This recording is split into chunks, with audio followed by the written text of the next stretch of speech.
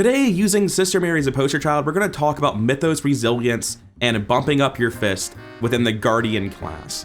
And ultimately, the comparison of those two things in Guardians is the reason I value having Sister Mary more than I would value having a Roland or a Tommy, because I think it's much easier for a Guardian to boost a 3 fist into a usable number for a main fighter than it is for a Guardian to completely fix their Mythos phase.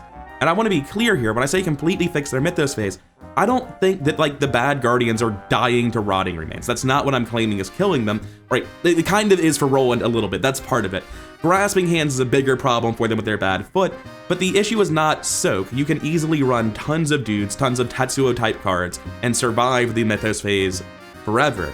My issue when I say making yourself impervious to the Mythos phase and Mythos resilience and all the various terms I might use for it is cards like Frozen in Fear or Vice and Villainy that just hit your board and stay there and you test them at strange times.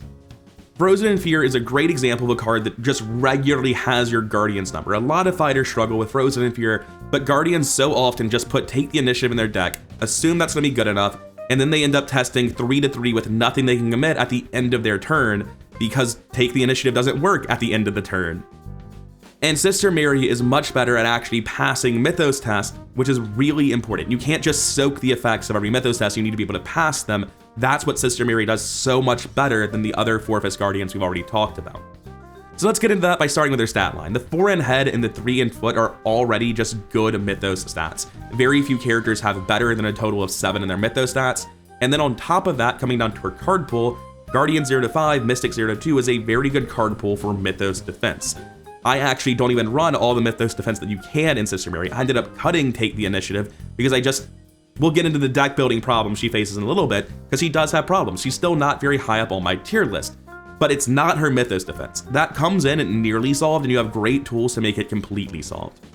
The issue is then you look at her proactive stats, and a 2 in book with this card pool is completely unusable, and a 3 in fist, because you're a Guardian, can be made to work. So the question is really, how much effort does it take to get this fist to a usable number?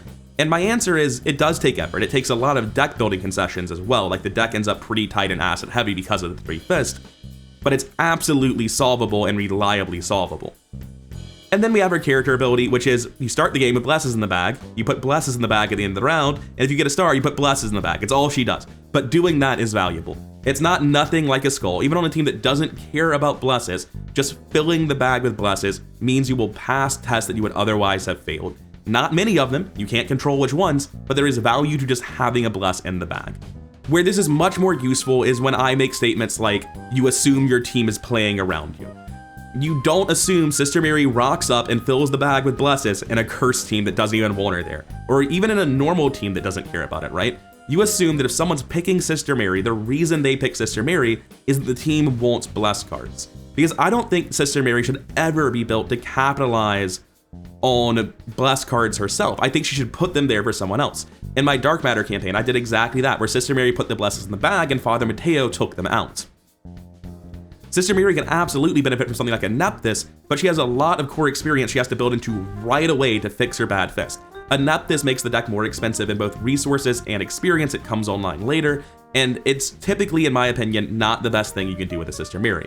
The thing where this ability is at its strongest is when it's all you do with blesses is you put them in the bag with that, you also run an ancestral token to really fill the bag with bless tokens, and then you let your team benefit from them. You don't try to fit that into your own deck.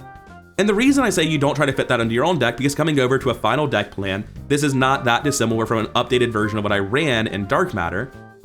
Your deck has 17 assets, and it's really hard to cut them. It's a Runic Axe and a backup weapon. And I will actually pause briefly on Brandigathaga, because in most characters this is just a backup weapon, but in Sister Mary, the fact that this allows you to attack with your head instead of your fist is incredibly valuable. If you hit Brandigathaga, you don't need to do anything else for Brandigathaga to attack reliably. It already does. You don't need a beat cop, you don't need anything. Brandigathaga on its own solves the problem. It is a brilliant backup weapon with Runic Axe, and it is a brilliant backup weapon for Sister Mary as well. It's like the best card in the game for her. Since Sister Mary has come out, they printed banger after banger for her that really elevate the quality of her deck. Ancestral Token is Horror Soak in a deck that's not going to be running a ton of Soak in the first place because you're busy running other things that helps you fill the bag with blesses. If you brought Sister Mary, you probably want to bring this, but it's absolutely cuttable, although realistically, I'd run this if I felt like my team needed Sister Mary in the first place. Backpack's great in this deck because obviously you're running a really big Runic Axe, you really want to find it. You also have Ancestral Tokens, Wolf Mask, which is going to help you with your fist problem, and emergency caches. And I don't typically run backpacks, it's a lot of experience. Like, I know 4 is not really a ton, but it is. It's a lot of deck slots. Again, it seems minor, but when I put backpacks in my deck, I tend to be looking at like cutting a Guts for them, cutting a Spectral Razor, cutting some asset that I feel is core to my deck. So that's why you don't see backpacks in my decks that frequently, but specifically in a down the rabbit hole Sister Marie deck that's super dependent on a couple of core items, that's a 7 experience stick to the plan or 2 experience for both backpacks. And these backpacks, they hit my main weapon. They hit something that synergizes with the reason I brought the character. They hit Wolf Mask, which is not just helping me pass Mythos tests with a +2 to foot, but it's also giving me the +2 fist I need to go from worse than Roland to Mark Harrigan, right? Oh, and of course it hits Emergency Cache, which is the economy in the deck. So this is a deck where, just like Branded Gathaga, Backpack is uniquely easy to run and very good. Now, beyond that initial pile of assets, we have Beat Cops, Ace of Swords, and Wolf Mask, all of which just read Fix the Fist problem, right? When I originally ran this, I ran in the thick of it for 2 copies of Ace of Swords and 1 copy of Branded Gathaga. I think I would invert that these days, but I also ran this before Wolf Mask, and Wolf Mask is so good. It's another card where if you miss all of your fist bumps but you find your axe, you can play this. This will be able to make your axe reliably hit without spending a ton of extra charges. And if you don't need it for that, the +2 foot for Mythos is nice. The cheap asset for Cryptshell fodder is nice. Wolf Mask is wonderful in Sister Mary. And obviously you'll notice this is a 17 asset deck, and sure, you don't play all of them, right? You play Runic Axe, Branded Gathaga, Ancestral Token, Backpack. I don't even run Charisma, so just the 1 Beat Cop, just the 1 Ace of Swords, 1 Safeguard, 1 Wolf Mask. And I don't really care for Guardian Angel at all, although you will play this if you need the health soak, which is very possible. So these 16 assets are more like 8 play actions, which is still a bit rough, but I mean, welcome to Guardians, and especially welcome to characters with a 3 in the proactive stat trying to make it work. Anytime a character has a bad main stat, they encounter the same deck building hurdle, which is you find that you have a big pile of assets all dedicated towards the goal of fixing this. If I didn't need Ace of Swords and Wolf Mask, this could be a 13 asset deck. That would be super reasonable. But because I do need those things, Sister Mary tends to run a more asset heavy deck with more setup time and is a slightly more prone to having awkward or problematic early games. I say all of this conceptually. I don't remember Sister Mary ever struggling in my Dark Matter campaign. But I look at the deck and I see the possibility for that to happen, and I see Backpack as a virtually uncuttable card. I would love to cut Backpack and run Take the Initiative, having even better Mythos face, but I realistically can't justify it. I would love to cut Spectral Razor and get Take the Initiative, because like in the late game build, you really don't need the Spectral Razor. But if you come down to a level 0 version of Sister Mary, when you have a machete, a completely unupgraded Runic Axe, and 2 level 1 Branded Gathagas, the idea of cutting Spectral Razor can't even talk. The idea of cutting Spectral Razor here is unthinkable, right? At level 0, the deck still works, but its maximum output with Runic Axe is so much worse that you absolutely can't cut Spectral Razor, and you really do want that initial starting experience. And down the rabbit hole, kind of locked into 2 of Branded Gathaga Ace of Swords, just because in the thick of it is here, you'll have to spend more experience getting those cards if you do something like get Saga on Runic Axe immediately, and if you did do that, you'd be super all in on drawing the Runic Axe, which is always a bad feeling for a fighter. And I don't really feel the need to show like interim steps for Sister Mary, because again, she's a mystic. Down the rabbit hole is every card in the deck. If you flip back and forth between these, we cut a machete, and it becomes, what exactly? The 2nd Ace of Swords. That's the only difference, right? Everything else just directly upgrades, and it's pretty obvious what the most important upgrades are, right? You need Runic Axe, you need Backpack to find Runic Axe. Beat Cop can be nice, it'll depend on the campaign if that's the play. If you have a really high mobility seeker like Ursula, it could somehow be Safeguard. It's probably Branded Gathaga. Water Protection early is nice. There are like a lot of different routes, but the immediate upgrade is you need this Runic Axe and you need those backpacks. And then after that, it really opens up based on how your team is playing and what campaign you're in. Thankfully for Sister Mary, everything I was showing that boosts your fist, except for like the 2nd Tarot, right? It all starts in your starter deck. So this 3 fist really isn't a huge problem for her.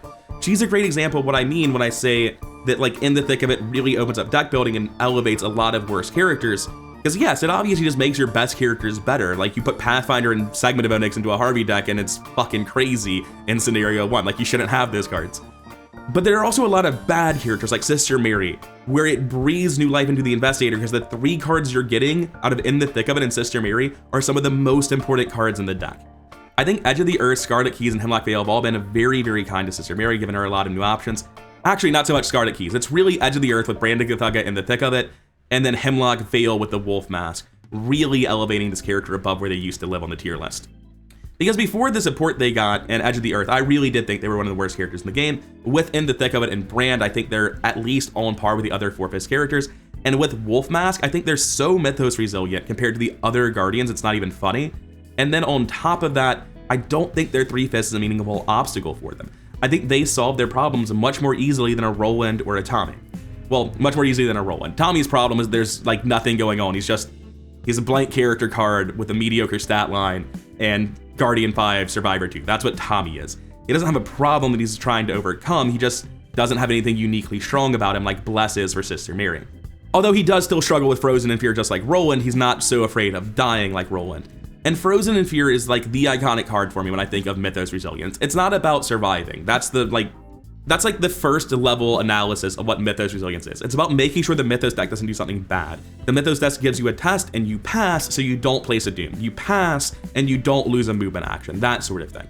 And because Take the Initiative only works on certain timing windows of Mythos cards, characters that are wholly reliant on that, like mini Guardians, end up finding themselves in a bad spot where they're basically testing up 0 and asking for a promise of power every time they see Frozen in Fear.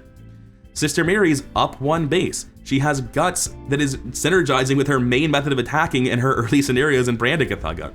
She has Guts that's already just making her pass her test in general but can be given to teammates. She has Promise of Power, which again is better than Take the Initiative, but also can be given to her teammates. She has Warded Protection, which no other Guardian gets Ward level 2. It's incredibly powerful in a class that is often defined by how do you deal with Frozen in Fear. Having Ward is huge. Having Ward on top of just being able to pass the test yourself and be able to give it to your teammate is the sort of stuff that can help elevate a Guardian really high in the tier list.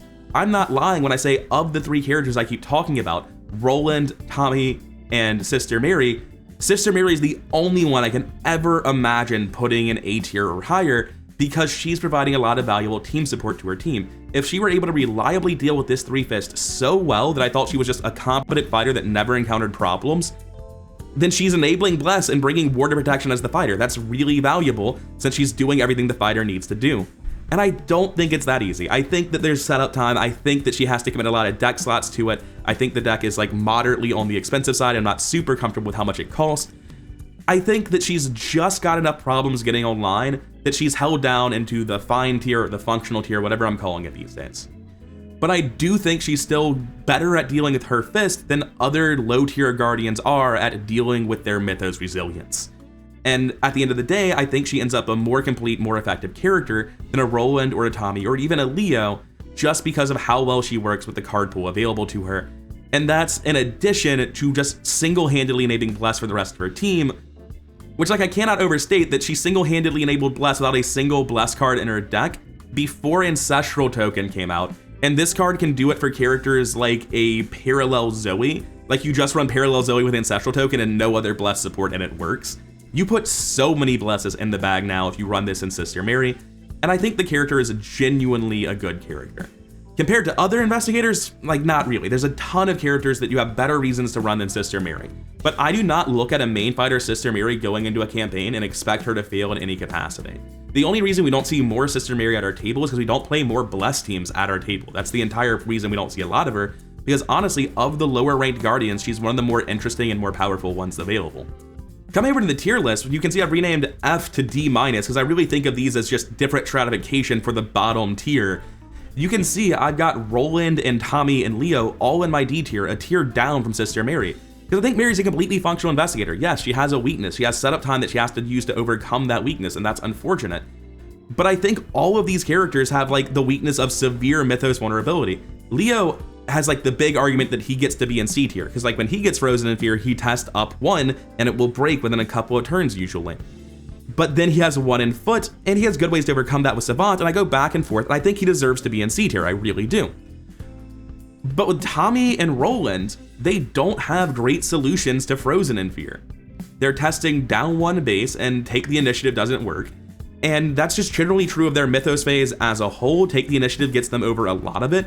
But with Tommy, there's like no unique strength to the character and the card pool is not so crazy that it's pushing him very high on the tier list. With Roland, his Fear of Death is holding him down. Leo's the only one where they're meaningfully dealing with the weakness they have in the Mythos phase because they have stuff like You Handle This One and Savant from Rogue. and then their forehead is enough to feel safe, especially if they run a take the initiative or a guts to help out there. Sister Mary's setup time is just a smaller problem in my eyes than anything to do with solving the Mythos phase and the card pools the other characters have, at least except for Leo. Leo's issue is that 1 foot is pretty crippling in some campaigns, and it's so crippling in some campaigns that I keep dropping him down to weak tier, but then I remember, no, you have Savant, you handle this one. It is a problem, and just like Sister Mary, he's forced to commit deck slots to fixing it, but at the end of the day, I don't think he deserves to be in D tier, and I can see myself even putting him like directly above or below Sister Mary. I think that's completely reasonable. And for now, I'm gonna put him directly above Joe Diamond, because Joe Diamond's just at the bottom of C tier as a reminder. Like, we're gonna play 3 Joes, let's see how they go. Let's see if Joe drops back down to D tier towards the top. Let's see if he stays right here. Let's see if he goes straight to the moon like he keeps promising he will. But I just don't see an argument for Sister Mary being weak. I really don't. 3 Fist is not a hard problem to overcome in the Guardian card pool, and in fact, passing a Frozen in Fear test is much harder. Typically, when I'm playing cards like Promise of Power and Guts and my Mystics, they're not for me. I'm gonna be fine. I'm running those to commit them to my Guardian that's just like going to draw Frozen in Fear and have no solution to it. I think Promise of Power in that regard is probably like the best example of a card that is valuable because it helps your team and not valuable because of what it does for you. Promise of Power is great for you, but there are so many characters like Roland Banks where there's a specific thing they struggle with, and Promise of Power gets them over the hump and makes them safe to it at least once. And they're not gonna draw Frozen in Fear that many times, so that's huge value for Promise of Power. And wouldn't you know it, Sister Mary's running Promise of Power, so I'm actually just talking her up right now. It's funny how much I like Sister Mary because I want to hate her. She's a 3 Fist main fighter whose ability is something that I personally don't like that much. Like, I don't particularly care for Bless builds, but like, she's just not bad.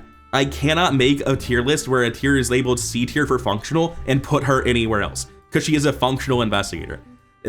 She is what the tier means. Whereas Roland and Tommy are held down, they're weak because of reasons. Sister Mary just needs to find and play one of the 6 assets that makes her fist usable, and then find a weapon on top of that, which is a relatively small problem to overcome. I feel I'm starting to go in circles, as I always do once these videos go on long enough, so I'm gonna call it here. This is me signing out. I hope I managed to properly explain why I think Sister Mary's Mythos Resilience is so valuable, and why fixing Fist is an easier thing for her to do than fixing the Mythos Resilience of other lower ranked Guardians. Thank you for listening, I hope you enjoyed. If you did, please do like, comment, and subscribe. All that stuff really does help the channel out. And a massive shout out to my supporters on Patreon and my members on YouTube before I head out. Thank you for your time, and I'll see you in the next one.